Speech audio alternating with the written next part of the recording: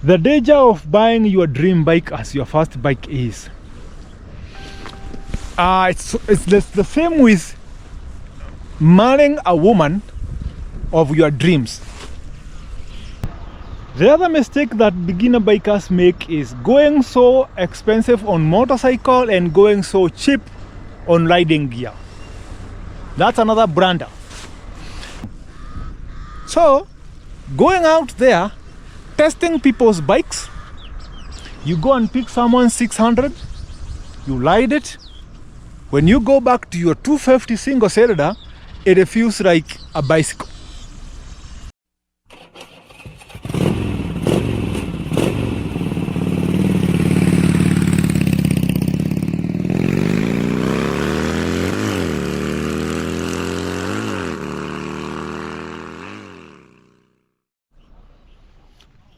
Ladies and gentlemen, again, welcome back to your favorite YouTube channel, The Two Wheels Paradise. This is Meshak as usual, and in this episode I want us to talk about a few things that I consider very, very necessary, and these are some of the mistakes that beginner bikers make. Some of the mistakes that beginner bikers make. Have you subscribed to my channel so far? Please do me a favor, hit that button, and don't forget that bell icon, turn it on so that every time I upload a video, you'll get a notification, a personalized notification that something nice has just come to your favorite channel. Mistakes that beginners make. One of them is buying an expensive motorcycle as your first bike. More like buying the wrong bike. This is what I mean. Behind me here, this is an entry level into the world of sport bikes. This is Taro GP 250. This is the best beginner bike for anyone who wants to venture into the world of sport. Okay? This one is costing around, what do you call it, like $3,000? Yeah, like $3,000. For our local currency, it's slightly less than 400,000. Yeah. And this bike, if you want to sell it today, you will still get someone who can afford to pay that money, and they are willing to pay because it is not too much money. But imagine you have spent $7,000, okay, $7,000, let's say like 800,000 Kenya shillings. You purchase a motorcycle, which is technically your first bike, and then you realize after a few weeks that the riding style is not favoring you. You realize that it is not what you expected it to be, because maybe you have made a couple of friends who are going for long distance or going off-road, but this thing cannot go anywhere. There is no tarmac. Yes, you can, but you're going to destroy the bike. So now you realize you bought the wrong bike. You bought the wrong bike. Trying to sell it from $7,000, someone is going to give you an offer of $5,000 while you are below 2,000 kilometers on it. You bought the wrong bike. Technically, you bought the wrong bike. So my advice is to the beginners, always try not to buy a very expensive motorcycle. Okay? Don't buy a very expensive motorcycle. The other issue is buying an old modified motorcycle. You want to venture into motorcycling and you don't have enough money to buy the dream bike that you have in your head. So what you do is you look for someone with a junk of a modified bike, you pay a lot of money for it, and then you spend the rest of your life trying to repair that thing. If you want to have peace as a beginner biker, avoid buying old modified motorcycles. A bike that started its life like this, sport version, It ended up naked, ended up kafiresa. Somehow, don't spend your money on that thing. It's a mistake that you're going to regret. Don't spend your money on that thing. The other mistake is number 3, trying to outgrow your bike. You're forcing yourself to believe that you have outgrown that bike. You're actually forcing yourself to believe that you have outgrown that bike. For instance, this bike is not a fast bike. This is a slow sport bike.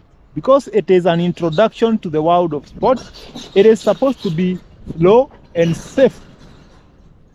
Slow and safe. Because this is for beginners.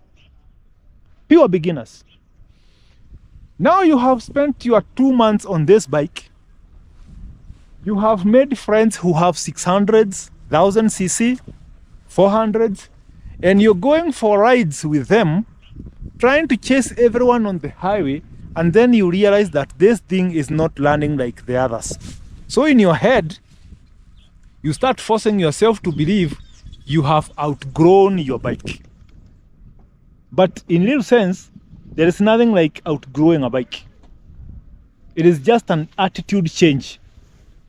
Initially, this bike was enough. It was too fast. It could take you anywhere. But now you want to believe that you have outgrown it. Okay? Now you are starting to plan on how to upgrade. We call it upgrade. How to upgrade from a small cc to a bigger bike. Forgetting that it is only that other people are more experienced and they have bigger bikes than you. This thing has no problem. There is nothing wrong with this. Okay? There is nothing technically wrong with this. Nothing wrong. It is only that you want to behave like everybody else. You want to experience what everybody else is experiencing.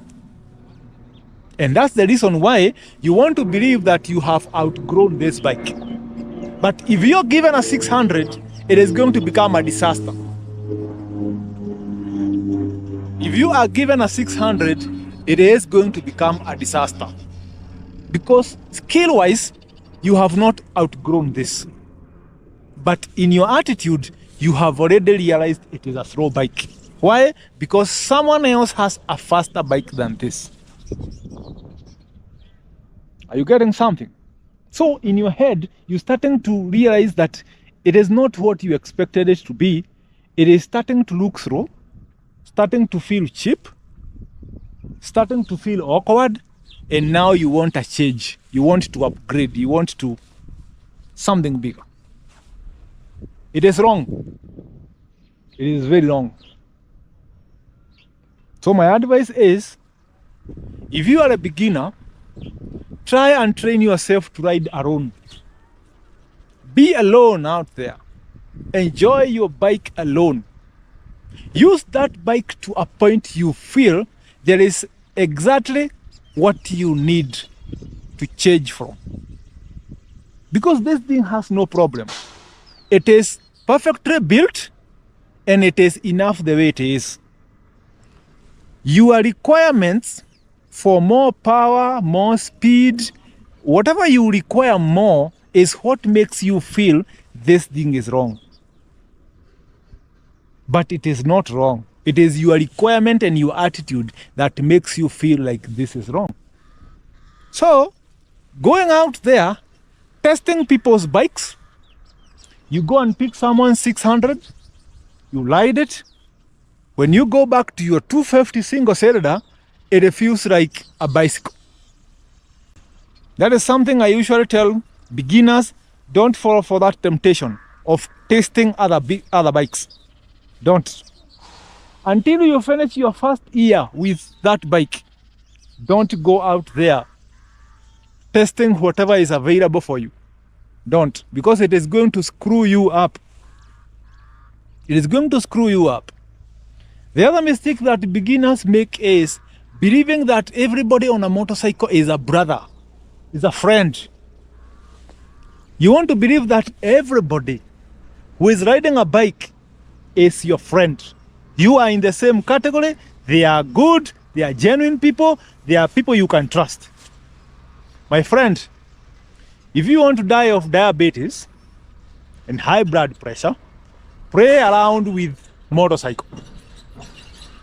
This bike is new, the one I have here. This is brand new. Only 200 kilometers done on the dashboard. 200 kilometers in 3 days. This one is new. You'll give it to someone to test because you just met somewhere in a group ride, you have trusted them, you give it to someone.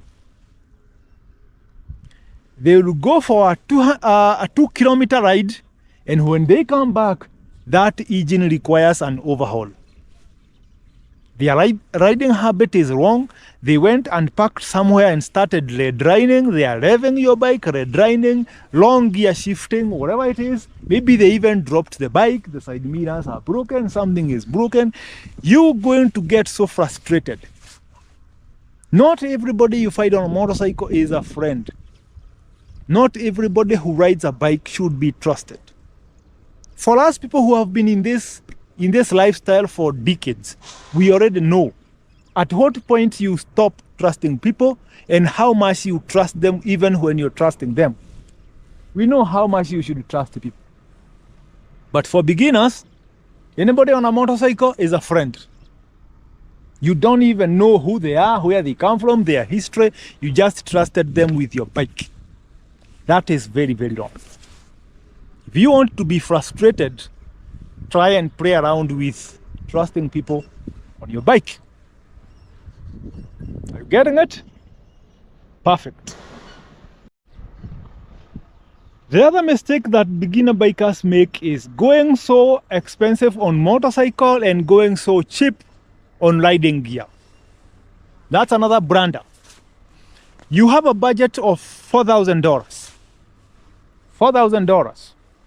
Or if you are in my country, Kenya, you have like 500,000 budget. So now, when you look at the figures in your bank account, you start budgeting for a bike that fits that amount. You don't even know what exactly you want. You just want a bike and you have 500,000. So you walk into a dealership and you spot a bike that is being sold at 485,000. Okay?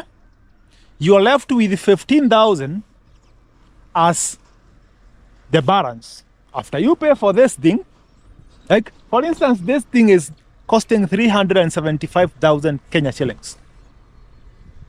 If you have 400,000, you pay for this, you will only be left with 15,000. Okay? 15,000, you don't have even the fuel to ride that bike from the showroom to your home. You don't have a helmet. You don't have a jacket, gloves, boots, balaclava, pants, whatever it is, you do not have. You don't even have insurance. You have already paid 375,000. You're left with 25. Let's just say from 400, you are left with 25. That 25,000, if you calculate the figures for insurance, it is more than half of that. If you calculate the figures for a good helmet, you're left with zero. You don't have a jacket, you don't have riding pants, you don't have boots, you don't have nothing else, including gloves. You don't have. You only have a motorcycle, insurance, and helmet. Your 400,000 is done. So what do? You get into the second-hand world of mitumba and just get any kind of a jacket you'll get. Any kind of a jacket you get. Trench coat, what do you call these ones for sports? Track suits, yeah, track suits, sweatpants, jumpers. You get anything that comes your way, forgetting it is you and your life and this thing. So you have spent so much money on the motorcycle to a point you have no money left for your own safety. And remember, when you insure this thing, you are not insured yourself. We need to be very clear on this one. If you insure this thing, you yourself is not insured. Comprehensive insurance doesn't cover you. Third-party insurance doesn't cover you as a rider. Doesn't. So what you need is personal accident insurance cover. As an extra, when you cover this one, you cover yourself. That's an extra cost. You have not even calculated the figures for anything else. Your money is done. So what you'll do, you'll be riding in a jacket that is a nylon jacket, trench coat, sweaters, anything that you find in your wardrobe, that is what you're going to use. Going so cheap on your protection and going so expensive on the motorcycle. So just look at that. The best calculation is, if you want a bike and you have $4,000, you start by considering safety. And if you have not gone for some training, you need to consider the fees you pay for getting your license after training. You start budgeting from training, license, okay? Personal accident insurance cover, safety and protective gear, and then you budget for the bike. Your bike and your insurance for that bike should be the last item in your budget. But if you buy this thing before you buy protective gear, trust me, you'll never buy them. If you buy this one before you buy protective gear, you'll never buy protective gear. So for your budget, you need to take care of your protective gear, your personal accident insurance cover, then you consider how much you're going to pay for the bike. Okay? So you will find that you will not buy the bike that you really wanted, but you will buy a bike that will fit that budget after you have considered your own safety. Because motorcycles are so many, you can even buy a second-hand bike. But if you don't have protection, that's zero work. Zero work. Finally, the biggest mistake I see beginners making is budgeting for your dream bike as your first bike. You want a motorcycle and you already have a dream bike in your head. Like for me, there is a motorcycle I love so much, and I always tell myself at some point during the right time in my life, I will buy it. The BMW F800 GS. GS 800. It's a motorcycle I love because of so many reasons I can't explain in this video, but I love it. And because I love it, if I can afford it today, and it is going to be my first bike, that is going to be the wrong bike. Why? Because as a beginner, you have no experience in handling bikes, so you have no experience in distinguishing bikes. You may think that GS 800 looks very beautiful, it attracts a lot of attention, it has very good speed, only to realize you do not have any interest in going off-road.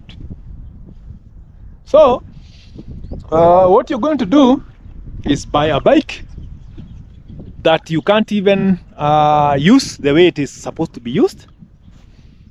You don't even know what exactly it was made to do, because what it was made to do is not what you're doing. You spend so much money on it. Okay? Spend so much money on it. Again, when you buy your dream bike and you realize it is not what you really expected, you do not have any other choice, because you already exhausted your choices. You already exhausted your choices.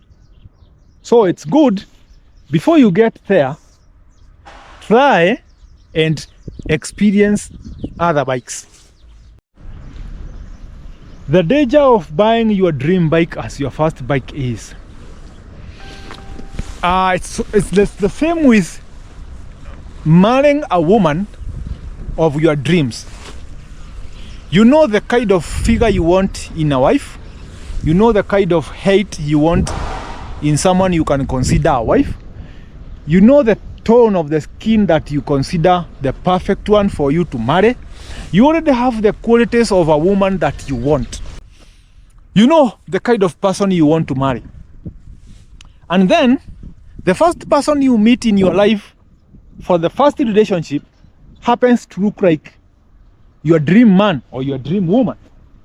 And then because they fit that description, you decide to marry them immediately.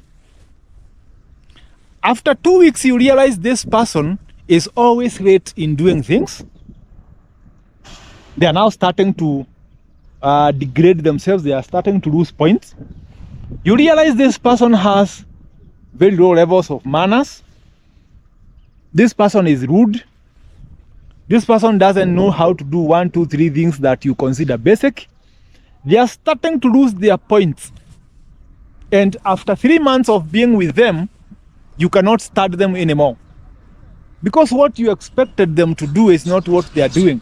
What they look like is not matching with what they are doing. It's the same thing with buying your dream bike. You buy your dream bike, but only to realize whatever you wanted that bike to do for you is not doing it. It is not serving you the way you expected it to serve you. Because you never did any research. All what you did was look at a very beautiful thing. You decide this is my dream bike, this is my dream car, and then I'm spending so much money on this one. Then you realize things are not working the way you expected. You get frustrated. So now the question is, if you decided to sell this one, what do you buy? You have already killed your dream in terms of motorcycles. Your dream is dead. Because your dream bike has disappointed you, you cannot trust anything else. So you start hopping from any corner, sports touring, super sport, adventure, off-road. You start hopping from any corner and then you get lost in between. If you know this is my dream bike, keep it in your dreams. Let it remain in your dreams. If you want to have peace, let it remain in your dreams. Just let it remain in your dreams. At some point in your life, when you mature up, when you get older, when you settle down properly in life, you can go and buy whatever dream bike it was. And most of the times you end up realizing the dream bike that you had in your head the first time is not the same dream bike you have 10 years later. You remember when we were young, in primary school levels, those low grades, we used to say, I want to become a doctor when I grow up. I want to become a pilot when I grow up. But after you went through primary school, high school, then you started realizing being a doctor is not in me. There is nothing in me that is attracted to being a doctor. There is nothing in me that is attracted to become a teacher. But when you were young, you really wanted to become that thing. It's the same thing with dream car, dream bike. So if you have a dream bike, do not spend so much money thinking of investing in it. Let it remain in your dreams. Give yourself time, experience other things, get into relationships with other bikes, and then at some point, you're going to realize, most likely, the dream bike that you had initially is no longer interesting to you. And you're going to save yourself a lot of money and unnecessary stress. I don't know whether you have learned something. Have you learned something? Talk to me in comments. Write in the comment section. Tell me what you have learned. Are you a beginner biker? Have you made any of the mistakes I have mentioned here? Don't shy off. You can talk to us. Someone is going to learn from you. My name is Meshach. This is True Wheels Paradise. As usual, we talk about real stuff here. I want to remind you to subscribe. Hit it and also turn on the bell icons. You're going to love it. See you around. This is not my dream bike. I'm an adventure rider. I'm out of here.